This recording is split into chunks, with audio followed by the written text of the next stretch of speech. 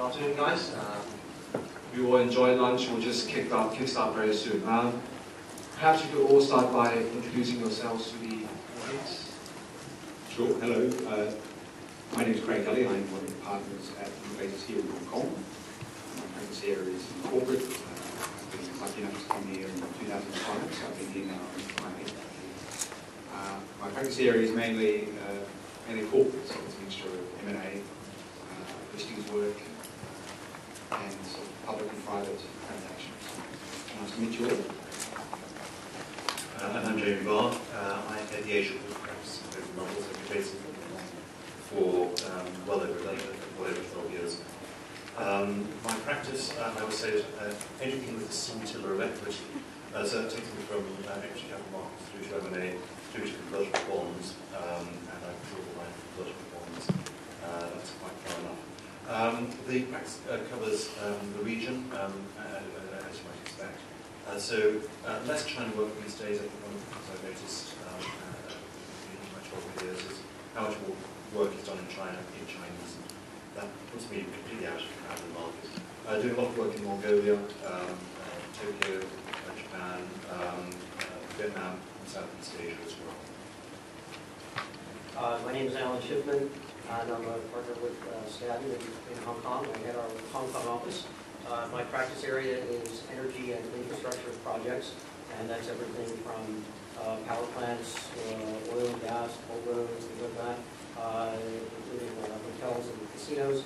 And it's a very broad-based practice, also covering the region, pretty much what deals in every country, almost every country in Asia and Southeast Asia, in the time that we do.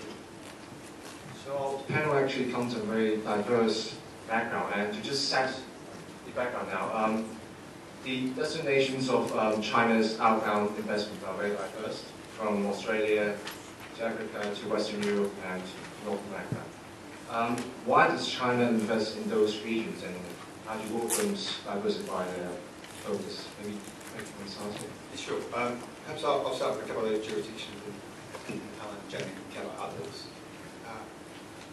I'll sort of start with Africa and why they might be there and then move into Australia.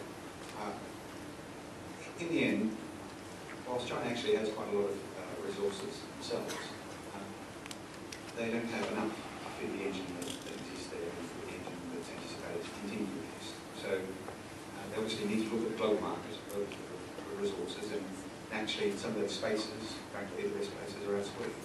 So if we look at things like the copper market, you won't get a better copper product than in Africa and in the African belt.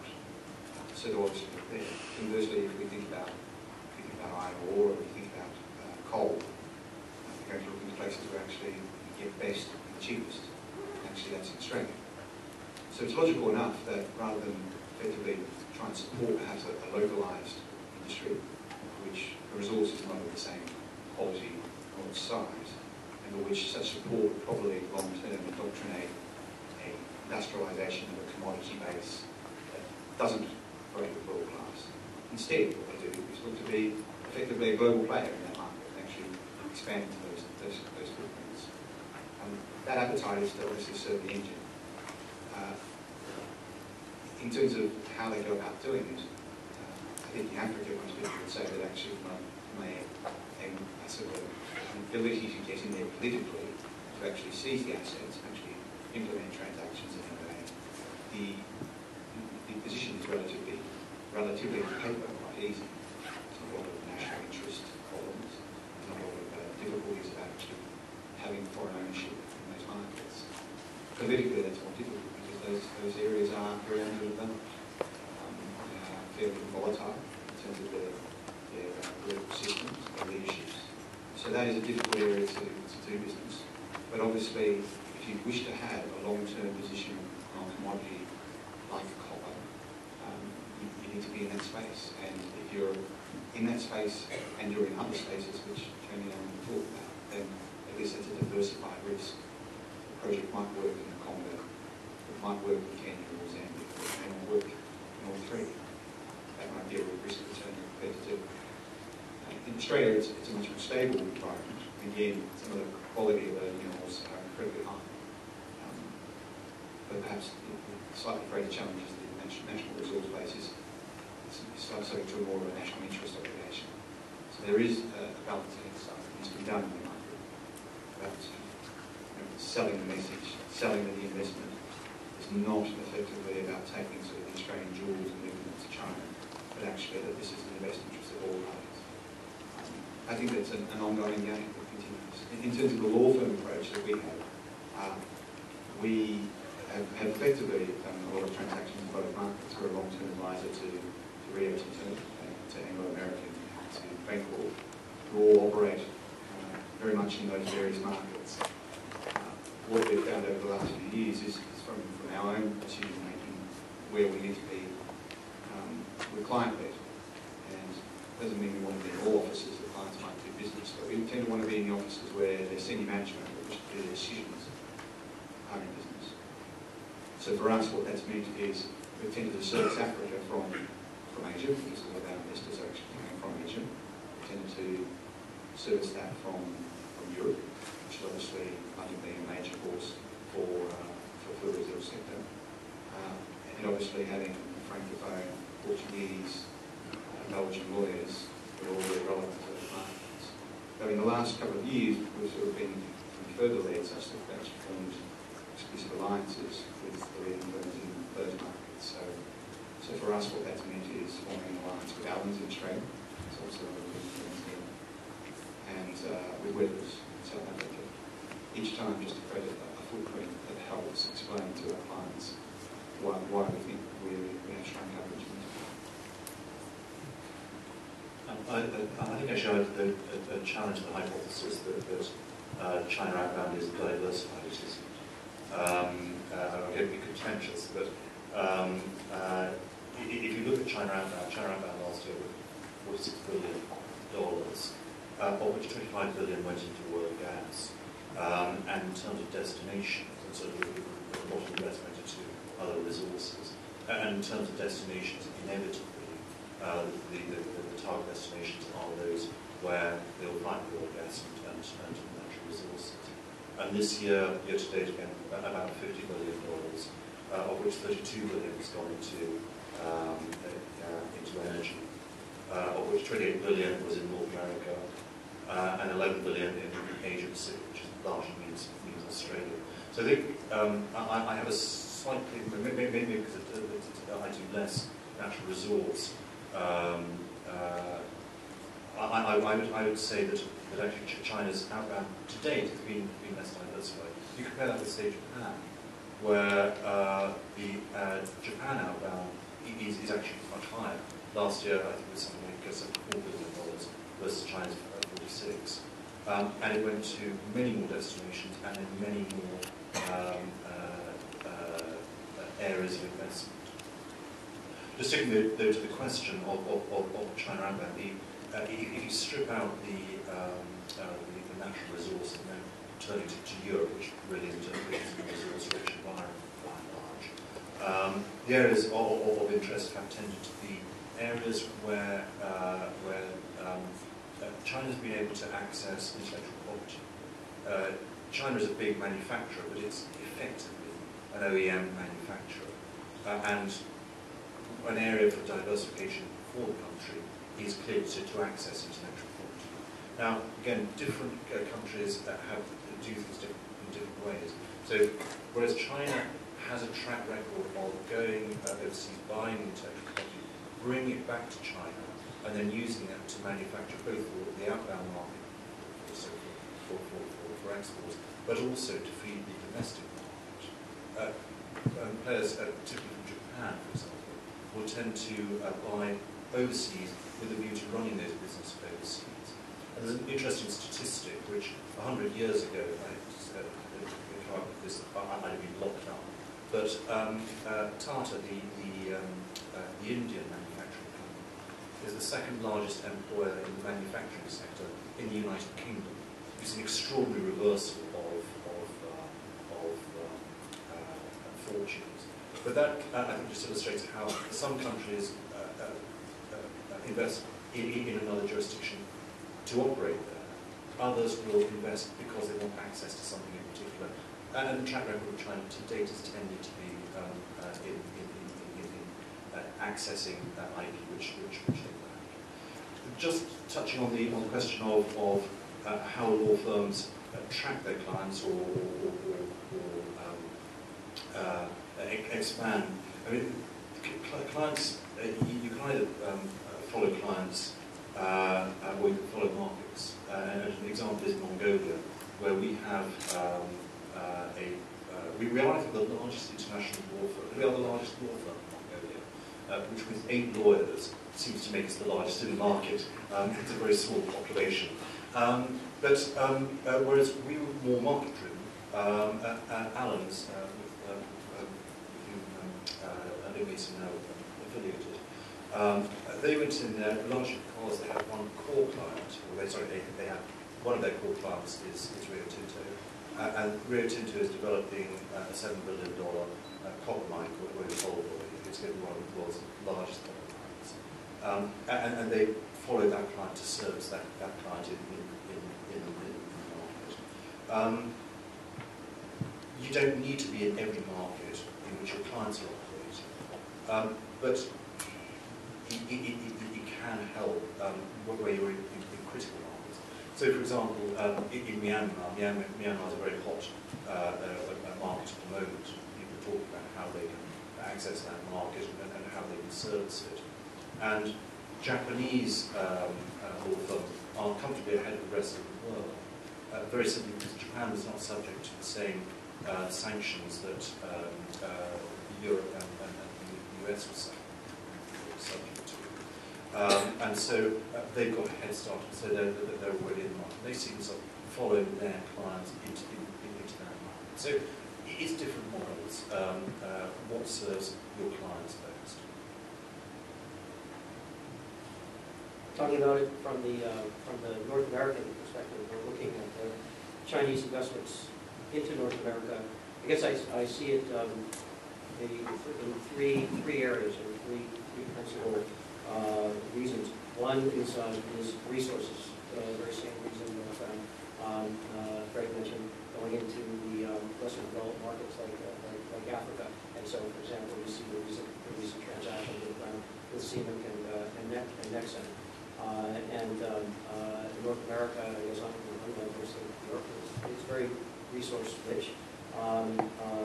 Canada, Gulf of Mexico, the U.S. itself, and the U.S. presents some challenges for China in regard to resources. And we may be getting into some of that with some of our questions. So resources is one area, and the second, to echo what Jamie said about going into Europe, for example, is the technology. And that's one of the things that a lot of Chinese companies are looking to get out of their investments in North America, sometimes with success, sometimes not with a lot of success. For example, we look at Huawei, which is having quite a bit of trouble making investments into the U.S., trying to up their game, if you will, on various technologies, cloud technologies, things like that. A lot of times the resources and the technology are mixed. They sort of overlap with each other. Again, looking at the Nexen transaction, and one of the things that Nexen has that may or may not wind up being some trouble for them is interest in oil rigs in the Gulf of Mexico with the deep water drilling. And that's not really something that China has a tremendous amount of experience with for the deep water drilling. So one of the things that I would think Schiffman would want to get out of that transaction, if they're allowed to take on the U.S. part of it, is to learn about the deep water drilling techniques and technologies. And then the third problem is just simply acquiring businesses, and not because they're resource rich, not because of any particular technology, but China, as the second largest economy in the world, is doing what the U.S., doing what Europe, doing what Japan did over the last 20, 30, 40, 50 years or longer, in going outbound to make acquisitions to just expand their customer base, their consumer base, to expand their businesses. And so that's sort of a third prong that doesn't necessarily have the same sensitivity areas, at least into the U.S. and North America, that some of the technology and resource issues have. On the question of law firms and the diversification of law firms and following their clients, I echo what Craig and Jamie said. Law firms sort of follow the clients. You know, it's not as though you establish an outpost somewhere because you have some foresight that if you build it, they will come. Right? It's like, oh, let's go open an office in Sri Lanka and hope that clients show up there. Right? We don't do that.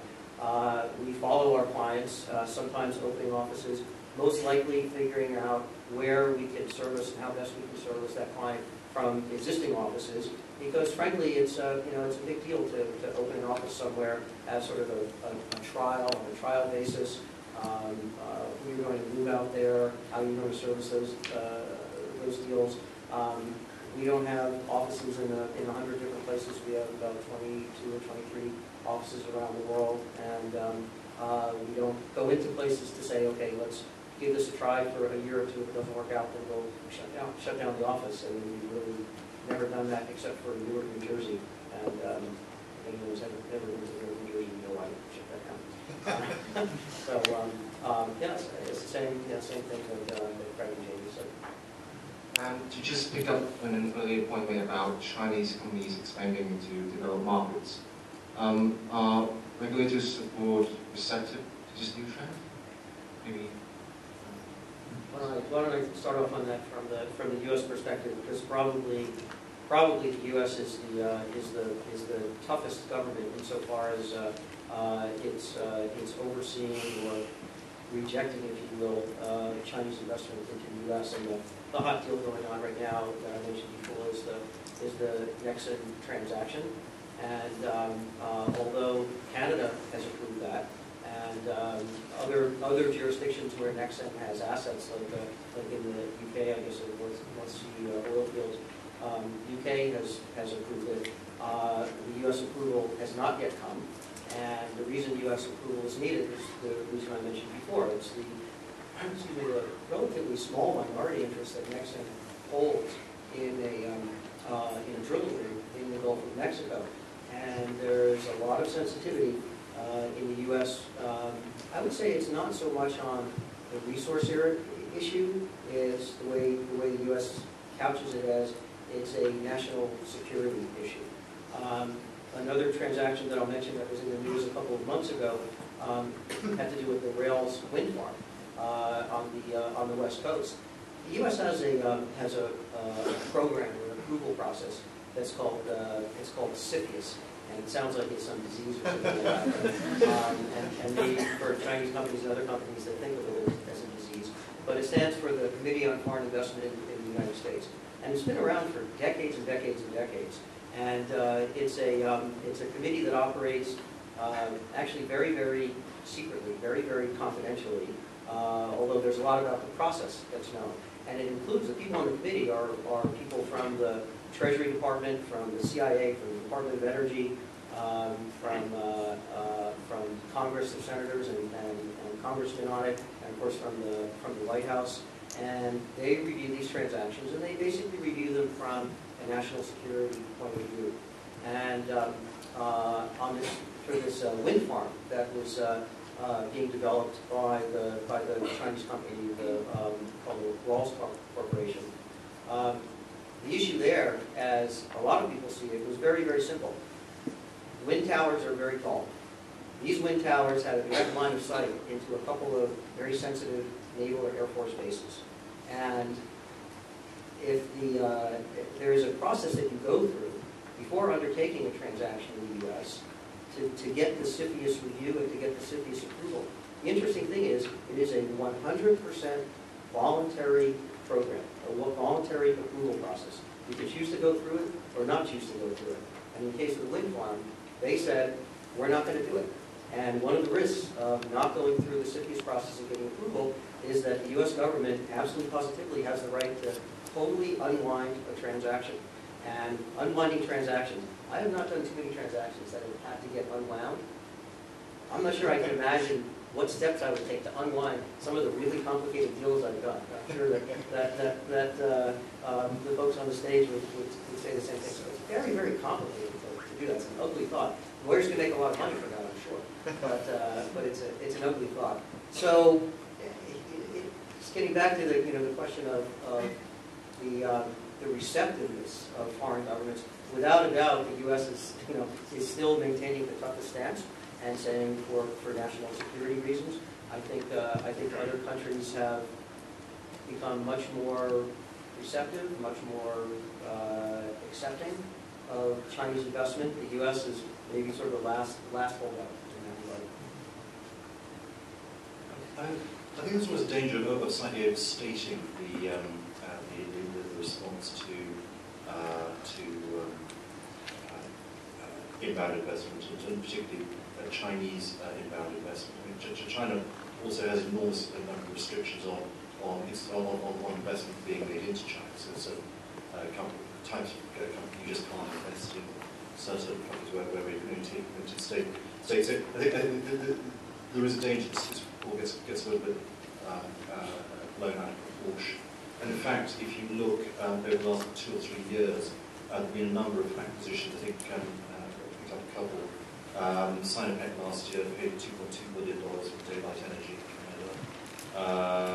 Sinopec paid $4.6 billion for Syncrude oil and sands project in Alberta, and CNOOC bought CPTI Canada for $1.2 billion. So there have been quite a lot of high-profile transactions. They're just haven't been on the sort of the Unocal level of profile, and clearly XN is now a very big transaction, and therefore it is getting a lot of attention. There has been an enormous amount of Chinese investment around the world. And I think by and large countries are receptive. I mean, I know in Australia there have been issues, but again, by and large the countries are receptive. And if you look at the Canadian demand for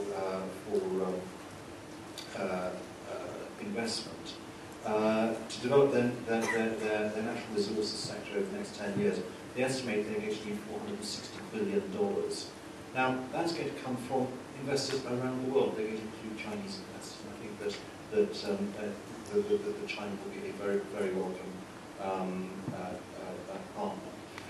It's just important to be culturally sensitive, and just experience from Mongolia, where there are 2.7 million Mongolians, and they've got 1 billion Chinese to the south, and so they sort of feel naturally a little bit uncomfortable.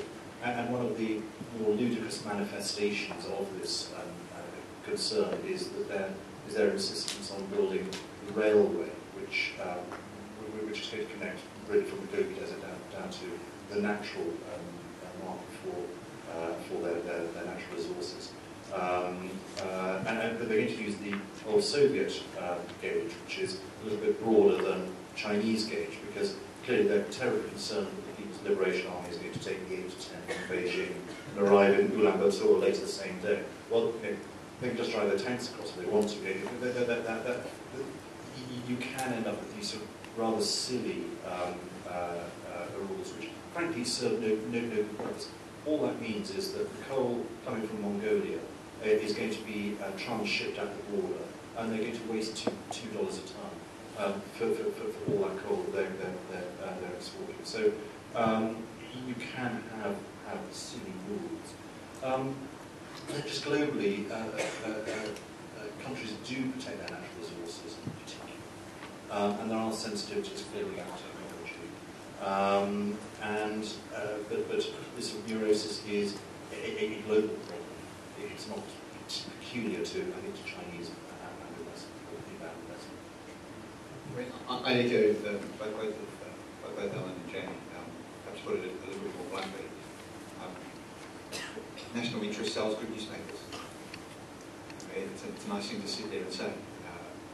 Actually, if you look at the track record of the Canadian and the Australian and the European experience actually on how many deals have been knocked back for national interest, actually it's extremely small. But not from the noise it would have bred, because that's sold by a lot of national newspapers. And understandably, it's a political hot potato because people can sit there and they can obviously feel they can move their electorate depending on how they position on these things. But actually, when you tend to get down to it, I think the points were very badly made by most speakers. These resources, if they're to be extracted, need overseas capital. They're coming from markets where that's not latent already. To get that, there is an appreciation of it. I think it's just it's a process of trying to make sure that that's done in a way that is of benefit to all. It's not felt that it's one. And it's emerging in different sectors. It's emerging in the agricultural sector, which perhaps wasn't as much of a concern 3 or 4 years ago. We act, and indeed I act for several SOEs, do quite a lot of outbound investments. And whilst we always are looking at sort of these type of national interests and concerns, I think they've also learned a lot out of it. I think perhaps some of the old processes, and indeed I think agree with that the US is still a large market, but some of those earlier experiences perhaps weren't as well managed. Perhaps there wasn't as much intellectual capital there and so much experience about how to manage these things and to realise that actually it's really important to build consensus on the ground in the market you're going to explain to the transaction why it's going to actually be a benefit. There are a couple of interesting points I think are emerging. There is a slow growing bit of noise in both Europe and Australia and Canada about these transactions by SOEs that are subject to NDRC or equivalent type approval. And the concern is whether or not they are becoming effectively a condition that's really control of the bidder. In effect, almost like a walkway right. The takeover panels in each of those markets are sort of quietly considering that. It's very like that. If someone's making a takeover company, it's effectively to sort of put up or shut up position. They don't sit there and say that we should have something where effectively you know a walkway right. And these approvals can run for a number of months. I think that's one of the areas that over the next couple of years we may see some further developments. Just to say something I would add, just from my experience in Europe, though, it is that philosophically, you have, for example, the United States and the United Kingdom, and probably also Australia as well, very open markets, and they encourage investment. They like a small government. So UK over the last 20, 30 years has really privatised pretty much everything. And one of the sensitivities they then have is that they then find that they have French companies running the nuclear industry, the power industry in the UK, but those companies are then owned by the French government. And so having the state behind a company is probably a greater concern than having a free, a normal company behind a business. And that has been sensitive. And in fact, it was well manifested in the British Aerospace EADS potential merger, which died because the UK government was actually willing to put British Aerospace, which is, or BAE I think it's called, sorry, which is the UK's largest defence contractor, into a joint venture or effectively merge with EADS, which owns the Airbus company. But EADS has French state and German state shareholders, and that was a major concern to the UK, seeing other governments controlling a business which is very important in the UK, but also which is a supplier to the United States. And the US government was very unhappy about having a core supplier where there is a lot of backroom control between German and French governments. Chinese companies offer acquire minority stakes in order to reduce political risk and to familiarize itself with the market. Do you see that to still be the coming trend? I'll take that first. I would say actually it depends. I think that's the preference. You see that in the Nexen transaction when Schiffman tried to acquire Unical, it was taking over Unical. in deals I've done in the infrastructure arena, where it's not taking over a public company, but it's maybe taking over an independent power project somewhere, or maybe a portfolio of projects, or portfolios of infrastructure companies, even where the Chinese company, and generally it's an SOE, is taking half of the company because that's all that's being sold. Their first thought is, how do I get the other half? When can I get the other half?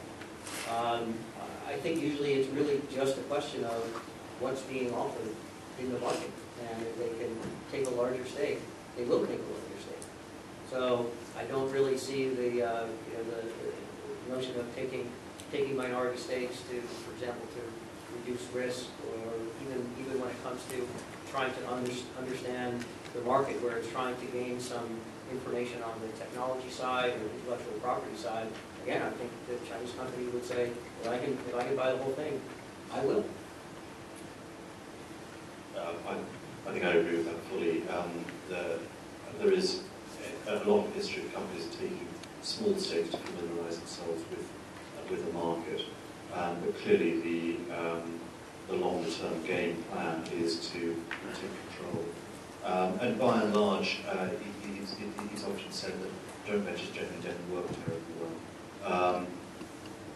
You kick off well.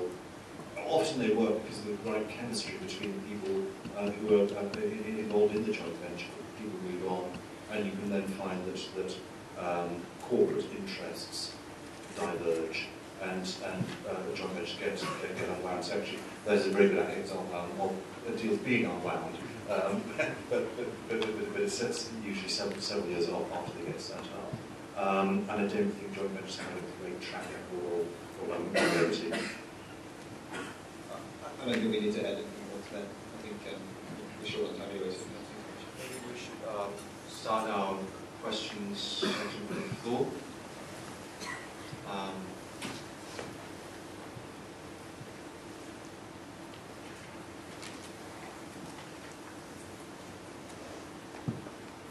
I just wanted to ask the panel about one question concerning the whole political unrest, especially with the Huawei report.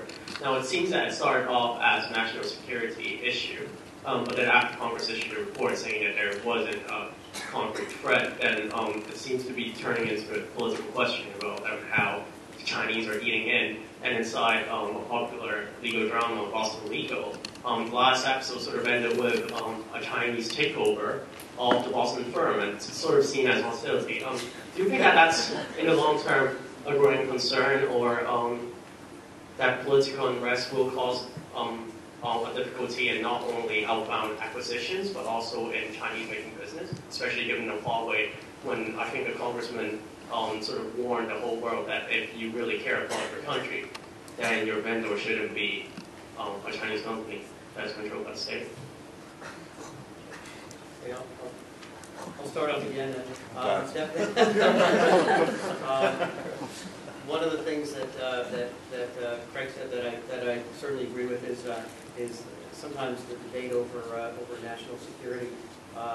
It helps sell newspapers. Another thing that it does is it helps get the vote. It helps garner the vote. And I do think that in the U.S. There are some politicians who over-politicize the issue, without a doubt. And sometimes it's a bandwagon, and people just get on the bandwagon. And I think in the U.S. Somebody had to replace Russia as the bad guy. They're looking to see who that's going to be. And the interesting thing is that there are measures that have been undertaken in a number of the M&A transactions that have involved not just Chinese companies. I mean, frankly, it doesn't matter. The European companies, and again, the issue is when it's the government sort of standing behind it. That's the big thing. That there are sometimes matters of national security, and there are ways to deal with that. So, for example, it may have to do with limiting the rights of certain shareholders, minority shareholders, to having access to sensitive information, especially when you're dealing with military contractors and things like that. So there are ways to deal with all of these issues, but I do think that the situation in the U.S. sometimes just it becomes political fodder, and some of the statements that the person who asked the question raised, I think are good examples of that, where it's easy for some politician to say, let's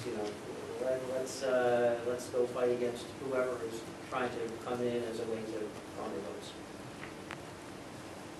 I learned that it doesn't even have to be a matter of national security. It can be something as basic as employment.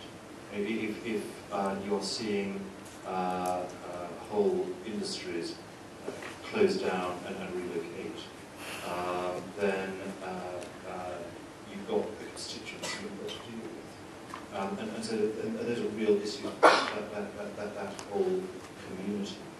And so it's not just national security.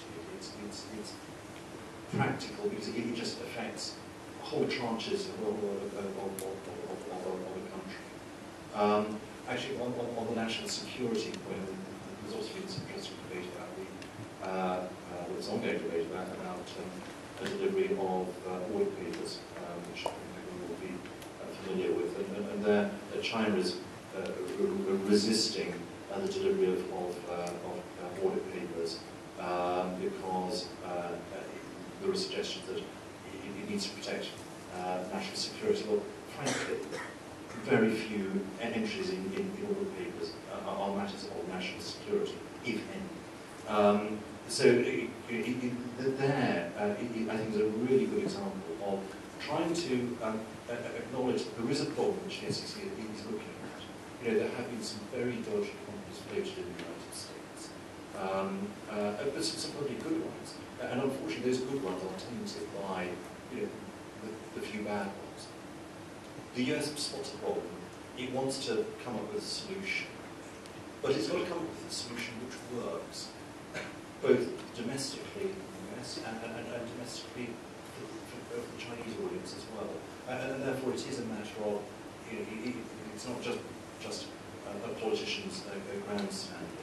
There really is an issue which I think everyone would recognise has got to be dealt with. It's just how you go about it. I think both Alan and Jenny have done on that really national interest question. I think just to touch on the last point about the uncertainty of it all, I think ultimately the business community likes certainty. So when we have Chinese elections, when we have US elections, when all these things are happening, there's a tendency for everyone to just draw breath. And that's on all sides of the transactional table. And what that can mean is it can mean for quiet times. It can mean for times when business is not getting on with it because they don't feel that the landscape is made. The same would happen if you've got a change of government in Mongolia or you've got major new tax rules coming into Australia, all of which have been evidence. So in some respects, you know, that sort of noise can distract from the stability, but actually the general environment, the sort of general macroeconomic environment is fairly stable. I think you're going to be well placed. I guess you say all of that, but then I guess the only thing I would reflect on is sort of an old quote from George Orwell about the fact that, you know, in Italy was 400 years of murder and mayhem in the Middle Ages, and they created Leonardo da Vinci, Michelangelo, Renaissance. In Switzerland, there was 400 years of brotherly love, and all they created was the coup plot. Occasionally, from chaos, actually, quite a lot of creativity and interesting things do happen. But I think the investment community is fine.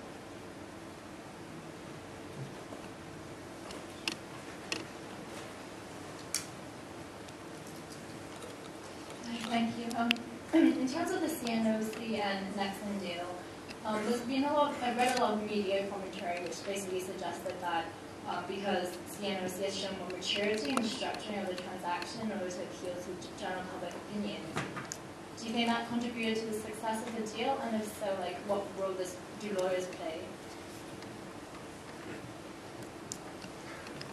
Well, I've not worked on that deal, and our firm is not working on that deal. But I know that with respect to the process in the U.S.,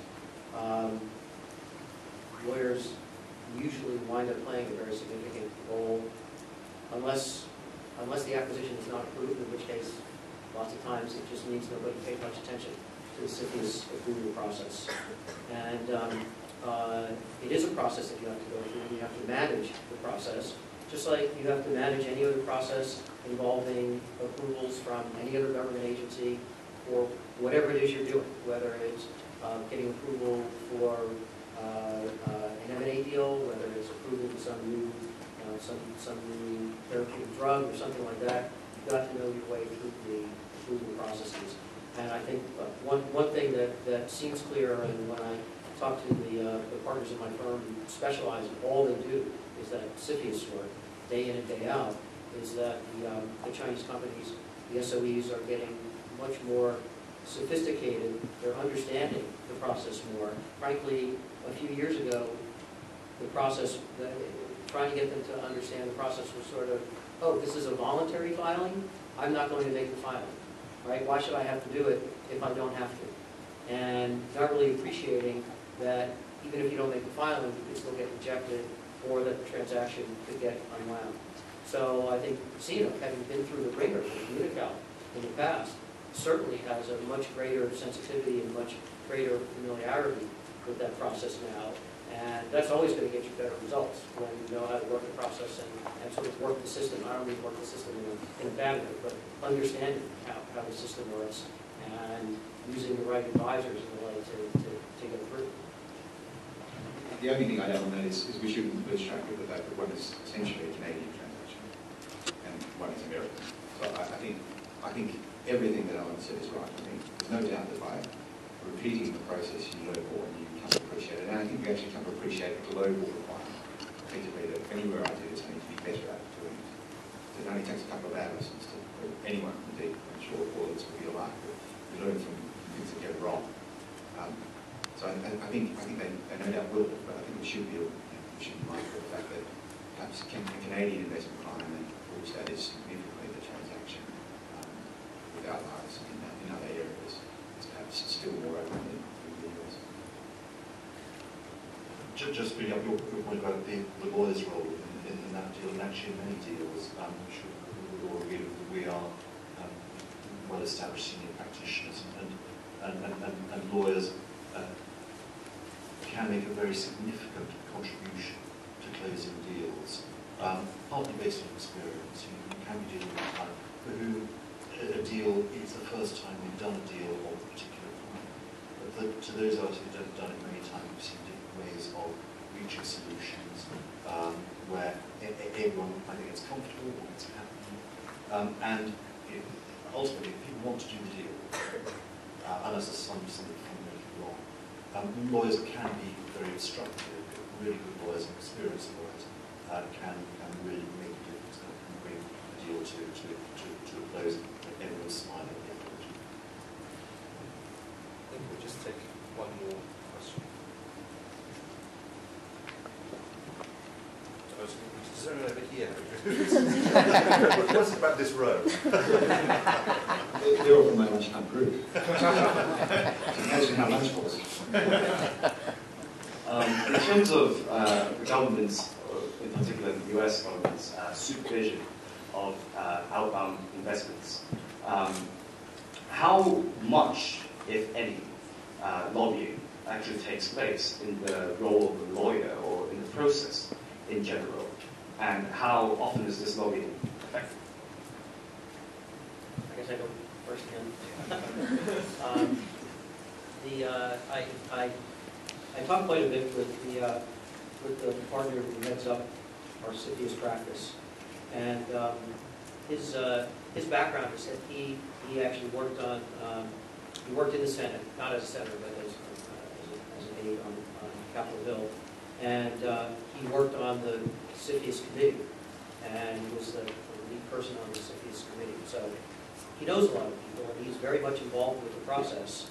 And it's just as Jamie was saying, a seasoned lawyer will know how to work his way through the system. And so this partner knows that the various people I mentioned. There are people from the Treasury Department and CIA and NSA and Department of Energy and the like, and he knows all these people. He contacts them very, very regularly. They talk about issues. There's an advisory council that CFIUS has, and he's part of this advisory council, so he keeps very much on top of what's going on all the time. It's a very, very confidentially run organization, so the things that they discuss are kept very secret, and you almost, I would say, pretty much never hear of any kind of leaks coming out about that process. And the lobbying process, I used to work in our Washington, D.C. office for many years before I moved out here, and got involved in some lobbying aspects. And I'll tell you, in Washington, D.C., probably more than in any other capital of any other country, the lobbying process is a very, very important process, and it's not just those with money who have the ability to go lobby their congressman or lobby the government.